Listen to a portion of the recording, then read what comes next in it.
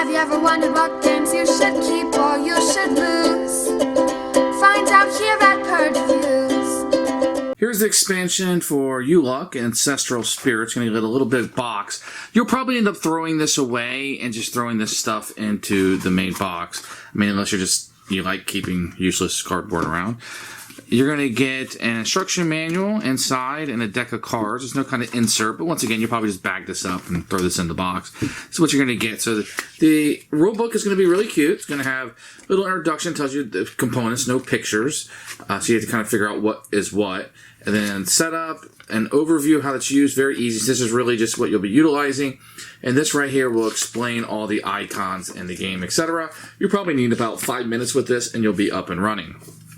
So the different cards you're going to get is, the first thing you're going to get is some new feast cards. So you have 3 new ways to score. These are just shuffled in and you'll put them right into the game. And there's no reason to not have these in. Just put these in and you're ready to go. Then you're going to have the Ancestral Wisdom cards, and these will be here. So whenever you go to the Shaman's Hut, you will be able to gain one of these Ancestral cards, and you'll start out with these at the beginning of the game. These are basically going to give you ways to score. So you're going to get happiness points. If you have this, you do not have to give up the resources. So all you have to do is have the resource. It gives you a little bit of direction in the game. I like this as the best. The feast cards are nice. Throw them in. No brainer.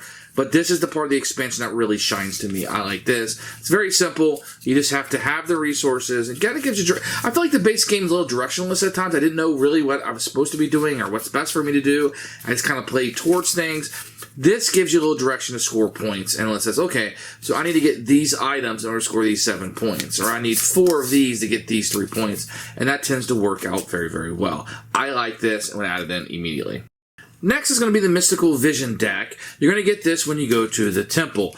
And this is going to have a lot of take that in it, etc. Things that you can do to... So this is like take a monument from somebody else.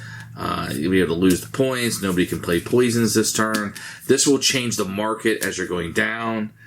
So there's like little things you can do. You can steal. You can get people resources, etc. Change the market, etc. for just immediate things.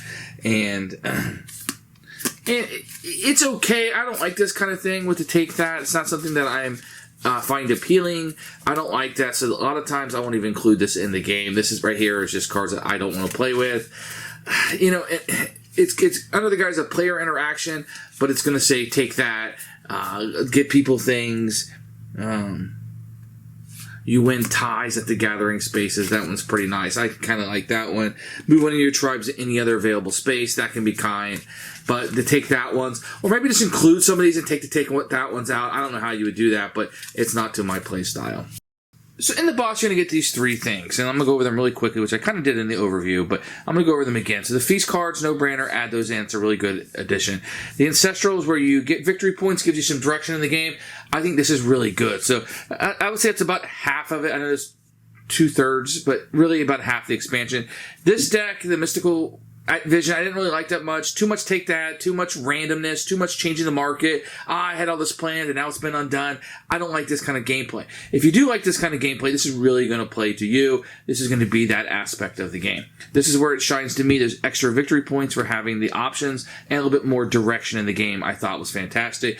So whether you're going to want Ancestral Spirits or not is kind of how you feel about it. Do you like take that? Do you like that direct player interaction? If so, this deck's going to be a must-have for you, and you really want this other than the blocking the spaces of the worker placement. If you're looking for just the scoring variants and extra feast cards, you're going to have to ask yourself, is it worth tracking this down, for half an expansion? Because I think this deck right here is going to be a turn-off for some gamers or a lot of gamers, especially Euro gamers. They're not going to like that take that aspect. So mileage may vary for you. I find that if I'm going to play the game, I definitely want these in. So that would make it a must-buy for me, even though I wouldn't use the Mystical deck. That's where I sit on the topic. Thanks for watching. If you enjoyed it, please subscribe or check out my other Uluk